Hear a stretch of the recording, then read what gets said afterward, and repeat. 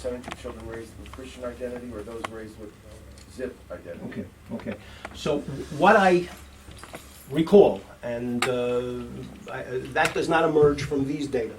That emerged from prior studies. Firstly, that that 1 in 4 children raised in a mixed home, a home in which no conversion took place, are raised as Jews without any comment about the quality of that affiliation. It's simply an identity. When asked, what is your religious affiliation, the answer would be Jewish. That about half, slightly more than half, were raised with no religious identity at all. It's simpler that way.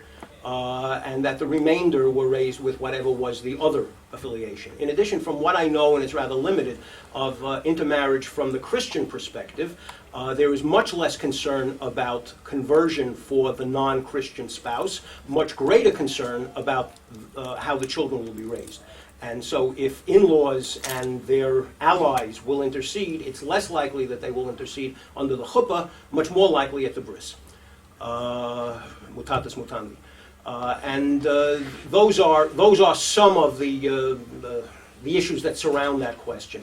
In addition, let me just amplify one other point, where a conversion does take place, and it's a very tiny majority of instances, nor does it necessarily take place before the marriage. Conversion also may take place soon after the marriage. Conversion also may take place soon before the birth of the first child, may also take place soon after the birth of the first child. In all of those permutations where conversion does take place, the converted partner tends to have a stronger relationship with ritual than the born Jewish partner. It's sort of an interesting, the converted partner, even in the least intense of conversion experiences, will probably have a greater exposure to Jewish issues, Jewish education, Jewish tradition, and so forth, than the born Jewish partner has had, and very often becomes sort of a driving force in the family. It's an interesting outgrowth for which it really deserves study. Especially if she or her are Catholic, so they know what it is. They know what guilt is. Rabbi Steinberg, please. I was a conservative rabbi in the United States for about 40 years, and I have had considerable experience with many of these personal experiences with many of the issues you're dealing with here, and conversion was one of them. And my first job as a rabbi was directing the Hillel Foundation at the University of Vermont, and I came across ironies in these things that entered the picture, and they're hard to, I don't think it's possible to calculate all the ironies. I mean, for example, I'll give you this, let me just tell you this story about a nice Jewish boy came to study at the University of Vermont in these days. These were the 1950s, because the University of Vermont had a welcoming attitude. Their medical school welcomed Jewish students, unlike at that time most of the other medical schools in the U.S. And he was a nice fellow. He was part of the Hillel Foundation, and he met a nice girl who was not Jewish, and they fell in love, and they came to me. They wanted to be married, and they were willing to. She was willing to consider conversion, and in a very serious manner. So, in the process of things, this young lady became kosher. She kept Shabbat. She kept the Chagim. She wanted to become a good Jewish woman, so that I suppose this would impress the boy's parents, who looked askance upon their getting together. In any case, the couple married, and they created a nice little Jewish home by themselves, and finally school was over, and they went back home to live in the community where his parents lived. And the upshot of the story is something like a story that was told by some other writer, where I always adapt it. The upshot of it is that the boy's mother was talking to a friend by telephone, and she was saying, yes, Marvin and Mary, they came back to live near us, and it's very nice. We're happy that they're close to us, that children are born. We'll be able to see our grandchildren. But I must tell you, they never come to visit us on a Friday night now. because they told me we don't come to visit. If you're going to, my mother and dad, if you're going to play cards on Friday night with your friends, we can't come to you on Friday night. So we don't play cards anymore on Friday night because we want the children to come to see us. And of course, that goes for Shabbos today. Sam came out to play golf in the afternoon, and so on and so forth. And that's how it is. We even go to shul on Shabbos now. That's why, you know. Why couldn't Marvin marry a nice Jewish girl? I can tell you that. Ironic. That irony is very, very true. Very true in my experience. It's an interesting point. It's an interesting point. The purpose of this gathering was for us to take a look at Jewish education in particular, and so all of this up until now really has been prefaced, although I know my time is quickly elapsing, and I appreciate your patience. If you will look at the last sets of tables, beginning on table 10A and 10B, we take a look at the Jewish educational attainments of the respondents. Not what they're doing with their children, but what they have themselves attained. Divided A between those who have had an elementary Jewish education as compared to those who have had a secondary Jewish education. Divided also between those who are under the age of 40, those who are over the age of 40, and then finally divided between American-born and foreign-born, and I've included that in particular because we are experiencing a growth of foreign-born in the foreign-born Jewish community in the United States, and there I know the least, and I expect that there are people here who may have experience with education of this, a similar foreign-born cohort, largely East European, Israelis in our case, living in Jewish communities in the United States, and also a smaller but significant number of those who come from other Middle Eastern countries, notably Iran, less so, but also Syria and Morocco.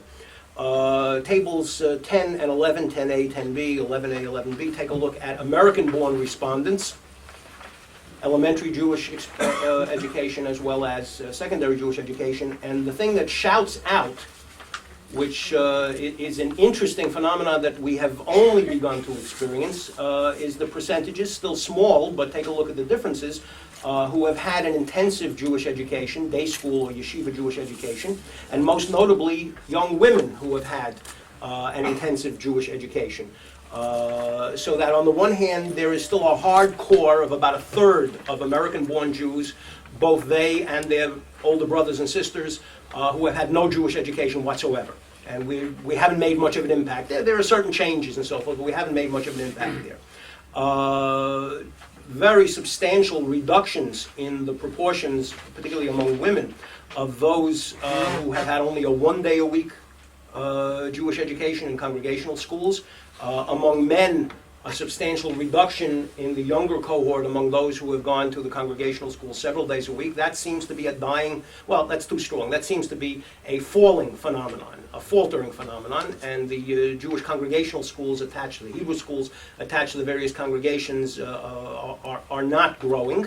By comparison, take a look at women under the age of 40 who have had a yeshiva or day school education compared to their older sisters and mothers, and 3 to 4 times and more of young women have had an intensive Jewish education. Still only 1 in 10 or so, 1 in 8, but far, far more than their mothers and sisters. And that pattern holds if you take a look at secondary education. Secondary Jewish education, tables 11A and 11B, the numbers of those who do not continue, of course, grow. 2/3 of American Jews have had no Jewish experience, Jewish educational experience after, formal Jewish educational experience after elementary school, and that means that the bar and bat mitzvah is still a graduation, if you will, a completion, a capstone ceremony for 2/3 of American Jews, those who have had no Jewish education, as well as even those who have had some exposure to the congregational schools. But the proportion of those remaining in intensive programs of Jewish education, yeshiva and day school, grow even further. And so we have, for example, in grades 8 through 12, we have approximately the same. In other words, there is a retention. Those who have gone through the first 7 grades are most likely to continue into the high school and still represent 3 to 4 times their older brothers and their older sisters, and notably young women. And that, on the one hand, is reason to celebrate. On the other hand, also represents something of an unprecedented phenomenon in certainly in American Jewish life and possibly in Jewish life broadly, of a growing cohort of Jewishly well-educated young women, and also generally well-educated young women who have had as good, and perhaps in some cases a better exposure to formal Jewish education than not just their mothers and sisters, but also possibly their brothers and husbands. And that the Jewish community in the United States, once again, has not quite decided effectively what to do with this growing, well-educated, young female cohort with strong Jewish educational background. Exactly where will they fit? Appropriately, they're making demands on increased participation, increased involvement, increased roles in leadership. It's not a surprise that we train people and educate them, and then we expect them simply to disappear. It's sort of unreasonable. Exactly who are they? Where do they fit? What roles should they play? And it's really bending. And remember that those who are attending the yeshivot and day schools, I want to be careful about this. The large proportion of schools that they have attended are under Orthodox leadership, although that's changing as well. There is a growing movement in non-Orthodox circles in the United States for day school education, which again is largely unprecedented in the American Jewish experience, which flies in the face of much of American Jewish history, where the public schools were really held aloft as the Americanizing phenomenon, where the public schools were supported heavily, and organizations and institutions as well as family foundations are now providing very substantial support for day school intensive Jewish education, whose founders perhaps would have taken umbrage at the suggestion that this is where monies ought to be, or this is where support ought to be invested. And this kind of shouts at you. These are among the American-born. And I know my time is elapsed, and so let's take just a very quick look at the remaining 2 tables, which are foreign-born respondents. And here we see something, again, on the one hand, that could have been predicted, and that is that foreign-born respondents are far less likely to have had exposure to formal Jewish education 1 day a week or a few days a week, and that's because congregational schools and Hebrew schools are very much an American phenomenon. They are not nearly as evident as an alternative here, for example, and perhaps they might have an interesting impact here. In Eastern Europe, where many of the immigrants are coming from Israel or from other parts of the Middle East. Therefore, there is a greater disparity between, on the one hand, those foreign-born who have had no exposure to Jewish education at all, particularly the women, but not only the women, to, on the other hand, the very large number, especially of younger foreign-born, who have had very substantial exposure to Jewish education in intensive environments, so much so that at grades 1 through 7, 27% of foreign-born females claim, under the age of 40, claim to have had a yeshiva or day school education, as compared to 17% of males. I don't know exactly what that means, and maybe you can shed some light on it. It was always my impression, it should not have been, but it was my impression that women had even fewer opportunities for exposure to formal Jewish education in Eastern Europe or in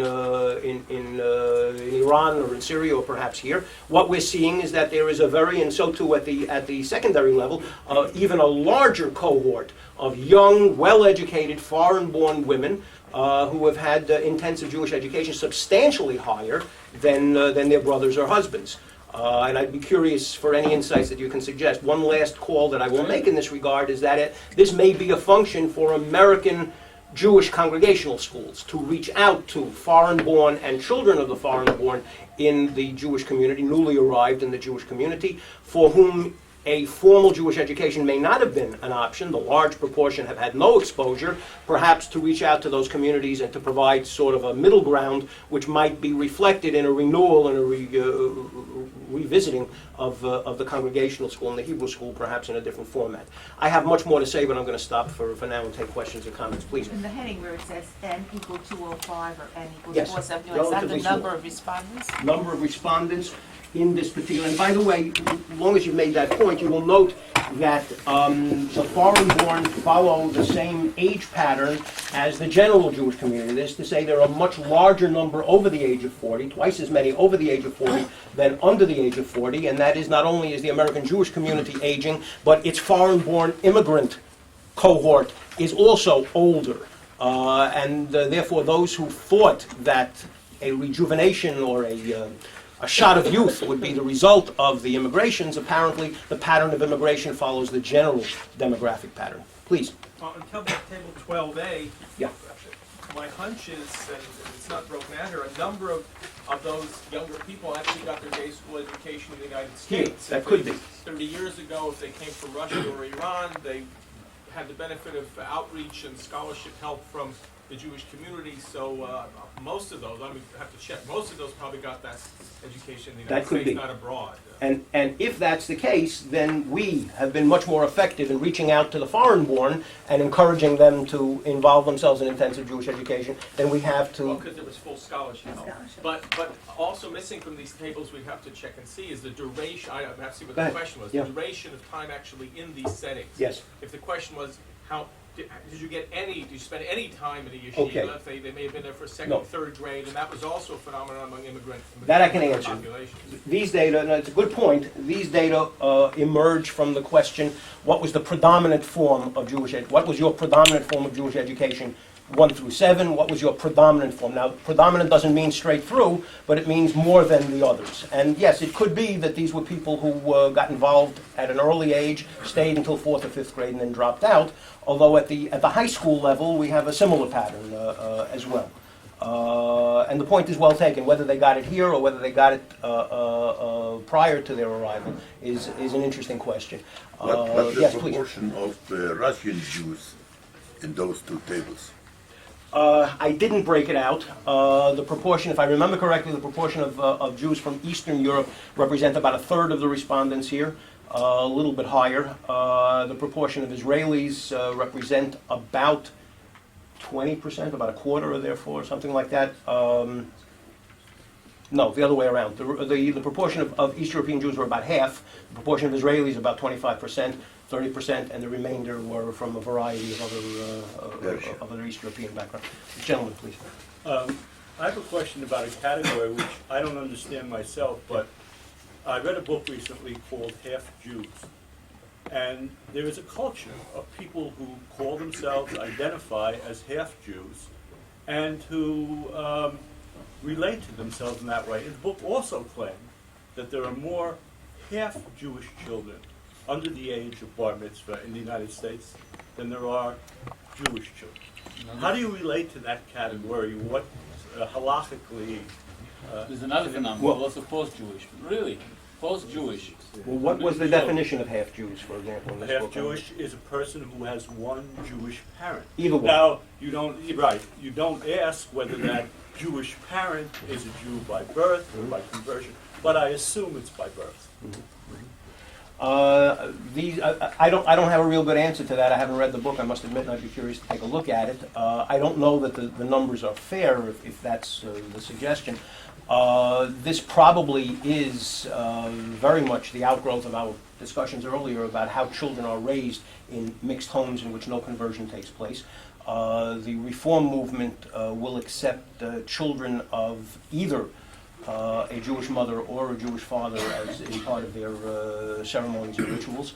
What numbers and proportions are difficult to estimate, and how they are identifying becomes a critical issue in a study such as this. So I'd be curious to see the data that they report. But I'm serious, I just read there's a thing called post-Jewish, and they hang around, they have their own. In Manhattan especially, people who are As a who left self-conscious group of already its left own. Judaism, but their circle of friends is still out of post. Don't worry, there are post-Jews also. Well, okay, yes. How much time do we have? 5 minutes. Please. Your lecture was advertised as what should we do? I have yet a concluding comment. I would like to hear I that. have a concluding comment. Yes, Can I just ask maybe 2 comments? It seems to me from looking at some of the research or some of the information that maybe there's a silver lining in the fact that American Jews are older. As you said before, American Jews are older and wealthier. And if also in the information, it seemed that there's only 7% intermarriage rate of Jews that go to, for children that go to Jewish day school, which means that going to Jewish day school is a good is an inoculator Social value. for intermarriage. But it seems to me that the silver lining of having older Jewish adults that are wealthy should be covering the costs of Jewish education for the small and shrinking number. I know it's funny, and we all want that and whatever, but we have a shrinking number of Jewish youth, so it's not maybe as difficult Point is well to. taken. Yeah, I appreciate that, and there are grandfather and grandmother clubs in which various schools reach out to the grandparents of their students and siblings in order to encourage them to become active participants, in order to create a legacy. And well, the answer is yes. And I have two concluding comments, but there's still some questions, just sort of that will take that further and perhaps accommodate some of this. Over here, please. Three comments. I actually don't see the silver lining. I wish we did. I mean, the figures show there's been an increase in attendance at Jewish day schools. It looks like good news, but actually it's really not very good news. Some research done in Canada shows that there's two main reasons why this increase has come from. One is what you actually mentioned, retention. If you already sent your child to an elementary school, you'll carry on to high school. The second is the growth of the religious sector, which send 90% of their kids go to Jewish day schools. And as this sector... Plus drugs. Sorry? Plus drugs.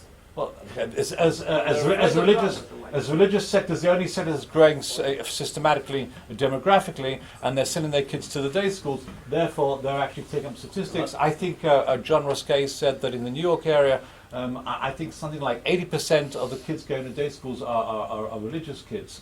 So, you know, amongst the others, and especially Haredim. So amongst the others, they're not sending their kids to Jewish day schools. Now, the other thing is that concerns me is typically, and this is one of the problems with the NJPS, you look at America as if it's one great big island. But it isn't. You compare to other countries, the situation is really bad. Just looking at the United States' neighbors, Mexico and Canada, figures are very different. In Mexico, where 80% of children go to Jewish day schools, intermarriage rates are much lower, visits to Israel are much higher. Even Canada, which is a very similar society to the United States, even there, double the figures of kids going to day schools, more visits to Israel, lower rates of intermarriage. So I think I wish there was a silver lining. I think the thing isn't it. Sorry? Higher rates of anti-Semitism, lack of acceptability of Jews in the general community. You know, I wish, in a negative sense, you know, this could be an explanation. It isn't an adequate explanation. I think in Mexico. In Mexico, I'm not even sure. The community mix are very different, but if you compare to Canada, the rates found in Canada and the United States are pretty similar. Yet the religious identification in practice is so much higher in Canada, and that begs a question towards the North American community. The last point about educated women, again, a comparison. If you look at our second or third cousins in the Christian world, where they have this problem to a much higher extent, where women are educated in general and on religious matters. And today there are more religious ministers who are practicing, who are leaders of the faith in Christianity than there are men. There are fewer and fewer preachers and pastors that are men. You know, maybe we're going to have this problem to deal with also in the future out of what you've mentioned. Appreciate it. I have some thoughts about it. You wanted to add Just one sort of thing on the Jewish education matter. Just out of interest, somebody mentioned about the cost of Jewish education. This is something that actually a piece of research that I'm doing at the moment to see to what extent high fees, school fees, are a deterrent factor in Canada. It's paid by the government. Sorry? In Canada. Somebody they have tax One more remark, and then say that it's the last. Okay, I am told that this will be the last question. I hope that it's not the last question, but at least for our few moments together. Please. A general question, not related only to the statistics. They said the survey of 1990, which was the September 11 of the Jewish community. What happened since then? What are the trends? And what did the Jewish community do as a result from those findings? Okay, I have a few moments to put it all together. I'm going to try. I have just recently spent some time in Toronto, which may or may not be typical of Canada generally. And one of the thoughts, one of the surprising phenomenon that emerged out of that discussion was the health of the day school population, not only in the more parochial part of the Jewish community in Toronto, but also in its heart and even on the other ends. And this is purely anecdotal. I don't have any hard data, but what I have been told is that at one particular large community day school in Toronto, about a third of the families from which the children emerge have no synagogue affiliation.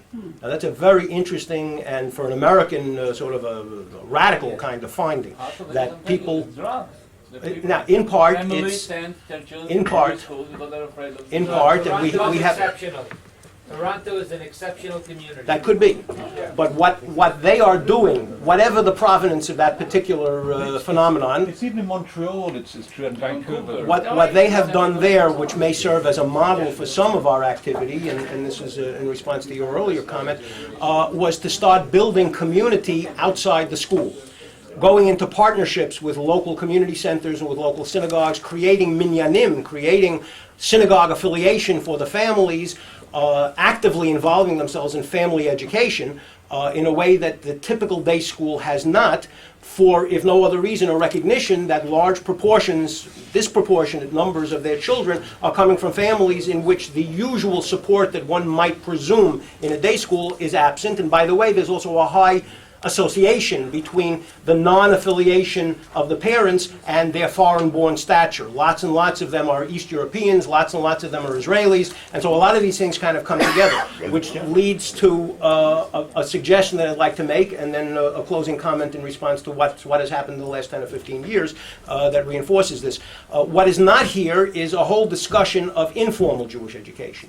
Steve Cohen has convincingly indicated that probably the most powerful modality for assuring just identification and affiliation is day school education, and we have data that suggests that day school education to the tune of 6,000 to 7,000 hours, which speaks to your comment earlier, not just people who flit in and out, but 6,000 to 7,000 hours is something around 8 or 9 years, depending on how the schools are organized, but that a second form of powerful variable, covariate in affiliation, or more properly identification, is summer camp experience.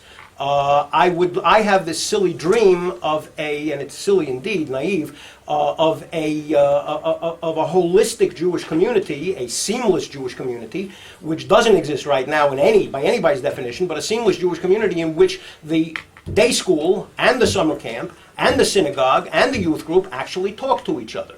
It's sort of a strange finding. It's really counterintuitive that these basic units of socialization somehow operate as if they were on different islands from each other. The community that I come from in Long Island, there is a synagogue which is very large and active across the street from a day school which is very large and active, and they might just as well be on different planets. Notwithstanding the fact that there are many people whose belong to the synagogue whose children go to the day school, notwithstanding the fact that many of the faculty members at the day school also operate in the summer camps and are also participants in the youth, leaders, professionals in the youth programming and so forth.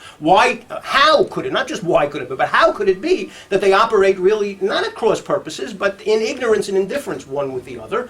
And if these are the phenomena, the various portals through which people enter organized Jewish life, and if there is a growth in day school education, whether it's a good thing or whether there is no silver lining, and I think that in many ways it is, which refers back to, so what has happened since then? Now, whether things have gotten worse, whether things would have gotten worse is difficult to tell. We are approximately in the same position that we were 10 years ago by these data, which by and large suggests that things didn't get worse, but they didn't get better. Now, maybe if they don't get worse, by definition, they are getting better. What has happened, you know as well as I, that family foundations emerged,